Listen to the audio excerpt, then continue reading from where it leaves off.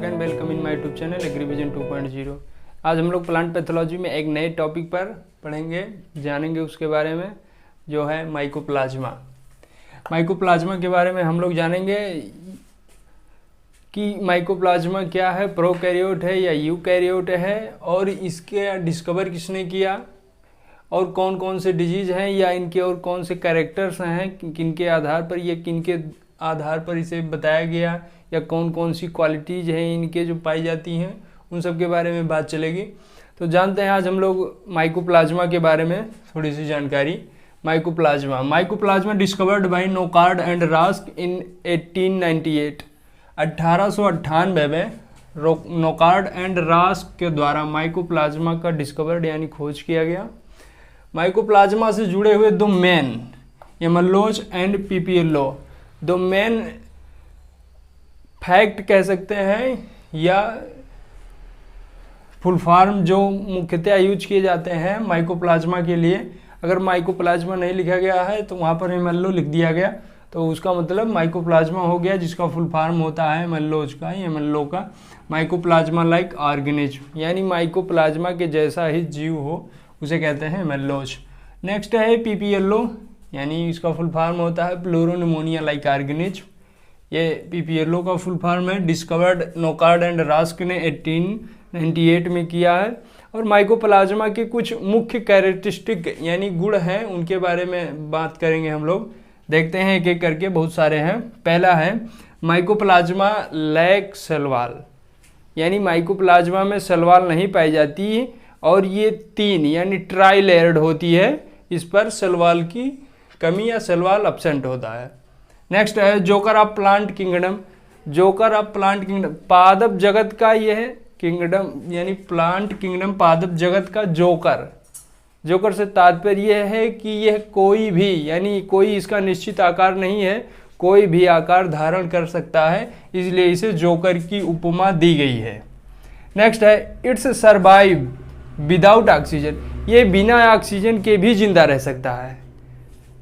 Important fact था, ये बिना ऑक्सीजन के भी जिंदा रह सकता है। और ये है प्रोकैरियोट। प्रोकैरियोट मतलब जिसमें ट्रू न्यूक्लियस ना पाया जाए, वो कहलाते हैं प्रोकैरियोट या प्रोकैरियोटिक ऑर्गेनिज्म। और ये ट्राइलेयर्ड, इनके सरफेस पर जो है सेल वॉल नहीं पाया जाता, पाई जाती हैं केवल ट्राइलेयर्ड, यानी तीन पतली सी झिल्ली के अनुसार पतली परतें पाई जाती हैं माइकोप्लाज्मा के ऊपर। नेक्स्ट है pass through bacterial proof filter. Bacterial proof filter से फिल्टर करने पर ये उसमें से, या कहते बैक्टीरियल प्रूफ फिल्टर से छनकर अलग हो जाती है, यानी पास कर जाती हैं बैक्टीरियल प्रूफ फिल्टर को। नेक्स्ट है रेसिस्टेंट टू पेनिसिलिन, और ये पेनिसिलिन यानी माइकोप्लाज्मा पेनिसिलिन के प्रति रेसिस्टेंट होता है, यानी पेनिसिलिन का कोई इफेक्ट नहीं होगा इस पर, आप अप्लाई करें तो। नेक्स्ट है mycoplasma sensitive to tetracycline, tetracycline के प्रति संवेदनशील है, यानी अगर हम यूज कर रहे हैं टेट्रासाइक्लिन का माइकोप्लाज्मा पर, तो ये सेंसिटिव यानी संवेदनशील है, जो यानी टेट्रासाइक्लिन अपना इफेक्ट इस पर कर सकता है। तो ये थे माइकोप्लाज्मा के कुछ इम्पॉर्टेंट कैरेक्टरिस्टिक, किसने खोज किया, और जो मेन दो टर्म थे इससे जुड़े हुए फुल फॉर्म से, वो जाने हम सब। अभी हम लोग जानेंगे कि माइकोप्लाज्मा का स्ट्रक्चर कैसा होता है, और माइकोप्लाज्मा से कौन ऐसी मुख्य डिजीज होती हैं जो फसल या क्रॉप प्रोडक्शन में या पैथोलॉजी में अपना इफेक्ट कैसे करती हैं, प्रभावित करती हैं, उसके बारे में जानते हैं। तो कंटिन्यू बने रहें। अब हम लोग देखेंगे माइकोप्लाज्मा का संरचना। एक हमने बहुत रफली बनाया है, एकदम बहुत सही नहीं है, बट फिर भी समझाने के लिए सही है। देखते हैं, ये ट्राइलेयर्ड है, 1 2 एंड 3 लेयर्ड यानी ट्राइलेयर्ड है, त्रिस्तरीय है। माइकोप्लाज्मा के बाहरी सरफेस पर, यानी आउटर सरफेस पर, जो बाहरी सतह है उस पर 3 परतें पाई जा रही हैं। सेल वॉल नहीं पाया जाता, इसकी सेल वॉल की अनुपस्थिति में कहते हैं, तो ये ट्राइलेयर्ड 3 परतें पाई जाती हैं। जो ये लिखा है यहाँ पर, कुछ उनके नाम देख लेते हैं।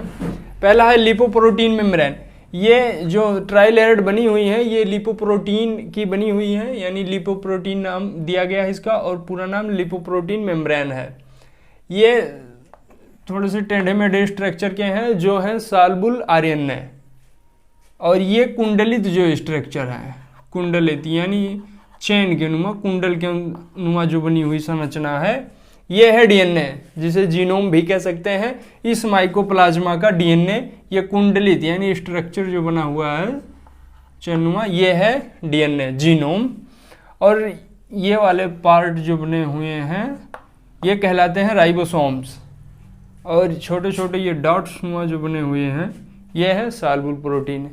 तो ये थे माइकोप्लाज्मा के जितने भी कंपोनेंट्स थे उनके, ये जिनसे बने हुए हैं उनके बारे में बात चली। अब हम लोग जानेंगे माइकोप्लाज्मा से कौन ऐसे डिजीज होते हैं या कौन कौन से डिजीज होते हैं जो फसल उत्पादन में अपना इफेक्ट रखते हैं और फसल उत्पादन को में गिरावट दर्ज की जाती है माइकोप्लाज्मा के द्वारा। देखते हैं कौन कौन सी डिजीज हैं। पहला है विच ब्रूम ऑफ पोटैटो। यहाँ पर नेम लिखा गया है प्लांट डिजीज बाय एमएलओ, यानी माइकोप्लाज्मा लाइक ऑर्गेनिज्म। माइकोप्लाज्मा के द्वारा कौन कौन सी डिजीज, पहला है विच ब्रूम ऑफ पोटैटो। पोटैटो का विच ब्रूम डिजीज जो पोटैटो में होता है माइकोप्लाज्मा के द्वारा। फाइलोडी तिल, फाइलोडी तिल यानी तिल में भी एक डिजीज है जिसका नाम फाइलोडी है। तिल का एक अन्य नाम सेसमम भी कहते हैं। ये हो गया। थर्ड है bunchy top of papaya. Papaya यानी पपीता में बंची टॉप रोग भी होता है जो माइकोप्लाज्मा के द्वारा ही होता है। नेक्स्ट है सैंडल स्पाइक। ये सैंडल स्पाइक डिजीज भी माइकोप्लाज्मा के द्वारा ही होती है। नेक्स्ट है लिटिल लीफ ऑफ ब्रिंजल।